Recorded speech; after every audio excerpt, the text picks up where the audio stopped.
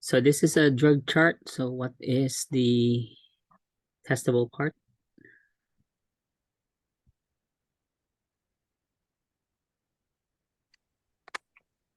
Nursing considerations. Very good. So always study the nursing consideration.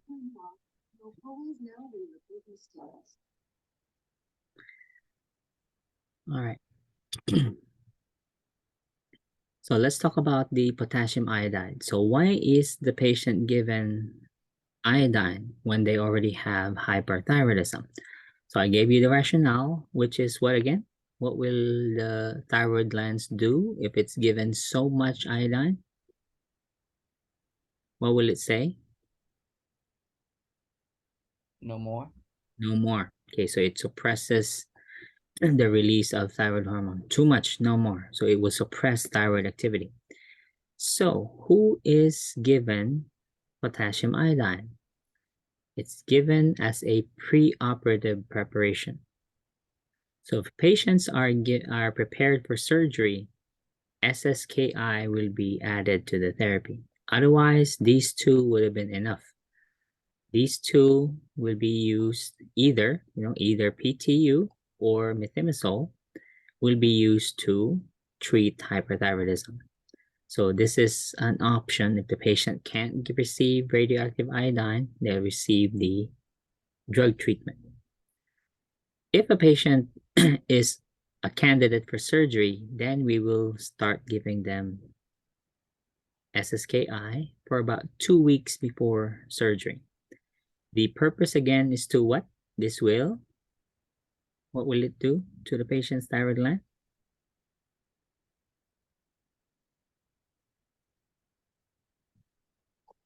Will suppress thyroid activity, right? So thyroid activity is to release thyroid hormone. So if it suppresses it, what happens to the blood supply to the thyroid gland if it's not working as much as it used to? What will happen to its blood flow? Slow down. Increase. So therefore, what will happen to the size of the thyroid glands? If Enlarge. here, so what will happen if you're giving them potassium iodine? That's what I'm saying, enlarge. It will. Enlarge. It's already enlarged. So you're giving them iodine. It'll slow it. It'll shrink it. Okay.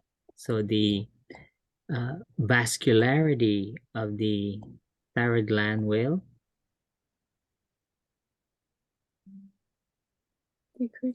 decrease. Very good. So the size of the thyroid gland therefore will be bigger or smaller? Smaller. Bigger or smaller? Bigger. Bigger. The blood flow is, again, we're giving them iodine to do what? To shrink the... Suppress the activity. Yes. So therefore, when it's not working as much as it used to, because you're giving them potassium iodide, what happens to the blood flow to it? The blood flow now increases. Okay. What makes a penis erect? Blood flow. Is there increased or decreased blood flow to it? Increase. In erect? It's increases. increased. Okay, so same idea. If you're giving a patient with hyperthyroidism potassium iodine to suppress thyroid activity, because its activity is to produce and release thyroid hormone. So if you suppress that activity, what happens to the blood flow to it? It goes down. It decreases. Okay, all right. So did the penis help? Yeah. All right. So now the size of the thyroid gland, is it bigger or smaller? Smaller. Smaller. Is it safer to do surgery now? Yes. Yes. Okay. So therefore, this is given about 2 weeks before surgery. And then that will decrease the size. This will decrease the vascularity of the thyroid gland so that when we cut the neck, when we cut out the thyroid gland, they will not bleed to death on the operating table. Are we clear? So that's the purpose of decreasing or suppressing thyroid activity. Now, I mentioned earlier that we can either remove a portion or the entire thyroid gland. So if a patient loses a portion of the thyroid gland, do they develop hypothyroidism? A portion? No. No, because there are still remaining tissues in the gland to produce T3, T4. What if the patient loses the entire thyroid gland from surgery? Then they can't produce it. Therefore, do they develop hypothyroidism? Yes. Yes. So let's look at the nursing responsibilities before and after the surgery. So before surgery, of course, we give them the potassium iodine for about 2 weeks. They're on that, and then they come in now for surgery. When we talk about, let's say it's total thyroidectomy, radical thyroidectomy, the entire thyroid gland is removed. Now, what happened to the production of thyroid hormones when we remove it?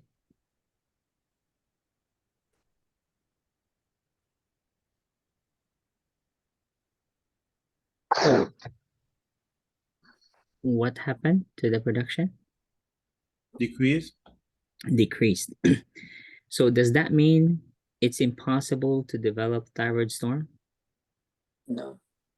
No. Can they still have thyroid storm? Yes. Yeah. Why? Because you still have a portion of the gland. The thyroid gland. No, they won't. No. I said, at the beginning, I said, the patient undergoes radical thyroidectomy, which is total removal of the thyroid gland. Because there's no control on how. Can it's they produced. still develop thyroid storm after the surgery? No. No. Why not? Because they remove it. I think. Remember But on you the still anatomy give review synthetic. earlier? But when- if you give synthetic, if you give too much synthetic, you can have hypothyroid. Remember, we're talking about surgery, okay? So we're on the operating room. Okay, the patient lost the thyroid gland, so now they had the surgery, so now they're post-op. Okay, so you're taking care of them post-op. Can they still go into thyroid storm? Yes. Why'd you say no earlier? I didn't say no, I said yes. Since you said yes, why? Because it's Is it because the surgery is just done? because And your body. But the thyroid gland is gone. Yeah, but that doesn't mean it didn't release. oh, Go ahead. Continue. That doesn't mean it didn't release prior to surgery. Your body went into kind of. Just remember when we reviewed the anatomy at the beginning of this topic before hypothyroidism? What does the thyroid gland do? Does it have to make the boba tea every time? Or do they have the boba tea already prepared? Yes, so the boba tea. Yes, they already Every time. have the T3, T4. It's already stored in the thyroid gland. Yeah. Correct. Word. So since it's already stored, doesn't have to be removed. After surgery, yes, there is no more future production of T3, T4. But remember, there were already T3, T4 stored in there. So when you do surgery, those can still be released and the patient may go into thyroid storm after surgery. Does that make sense? Yes. Okay, so we already discussed thyroid storm. So here in the yellow section, so you know the manifestations, you see these, then you do these. All right? Okay. Now let's go to another. Okay, so something we didn't mention under anatomy is what structures are also found? There are 4 structures found on the thyroid gland. What are they? If the calcitonin produced by the thyroid gland, which lowers serum calcium level, what hormone will raise the serum calcium levels? And what gland produces that hormone?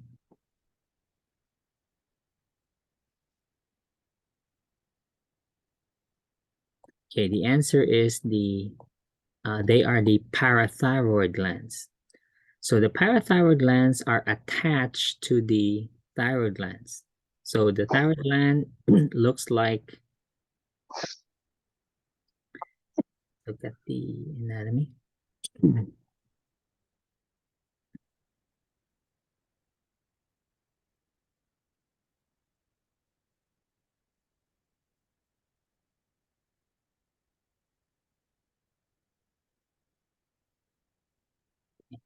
So this is the shape of your thyroid gland, shaped like a bow tie. There are 4 parathyroid glands attached at the back of the thyroid gland. So behind this, there are 4 parathyroid glands. So there are 2 on top, 2 below. They are attached to the thyroid gland. So therefore, they get their blood flow from the same capillaries and arteries that supply the thyroid gland. So if you remove the thyroid gland, what happens to the parathyroid gland?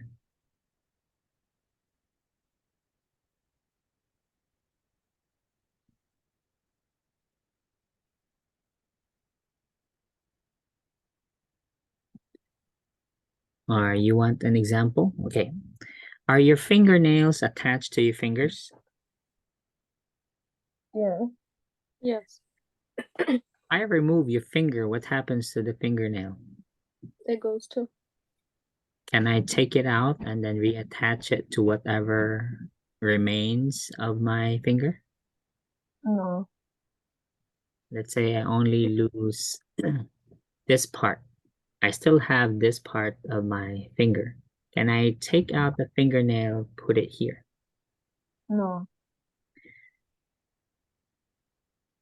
So if I remove the thyroid gland and the 4 parathyroid glands are attached to it at the back of the thyroid gland, what will happen to them? It will also be removed. They'll be removed as well. Now, they only produce one hormone, which is called the parathyroid hormone. Its one job is to raise calcium levels in the blood. So, if a patient undergoes thyroidectomy, total thyroidectomy,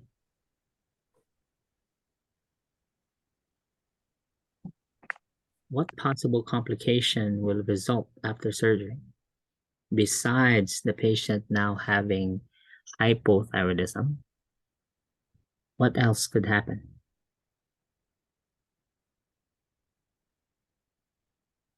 There are no more parathyroid glands. There's no more parathyroid hormone. What will happen to the patient's calcium levels? It's gonna be low. It will be low. So what will be the signs and symptoms? How do I know the patient has hypocalcemia? You learned this in fundamentals of nursing. So what will be manifestations?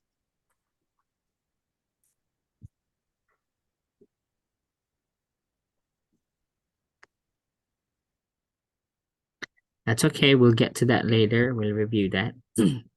What else will be possible complications? The surgery is right here. So we'll make an incision right here.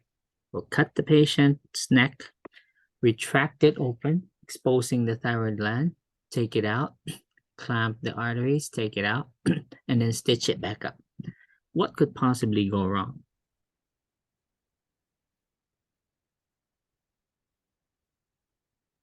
Imagine.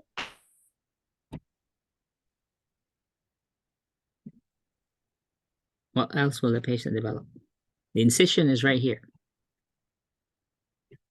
Open it, clamp the blood vessels, cut the thyroid gland out, and then stitch it back. The vocal box will be, Okay, could there be laryngeal nerve damage? yes, Could there be Yeah. airway compromise? yes, Could there be bleeding? yes, Could there be hypocalcemia? yes. Okay, those are the complications, post-op complications. How do you, for hypocalcemia, we'll do it later when we get to hypoparathyroidism. Any questions on hyperthyroidism and management? Mhm. Okay, please read the other details about here, post-op medications, for instance. Okay, and then here we stop aspirin if they're on aspirin momentarily. Okay.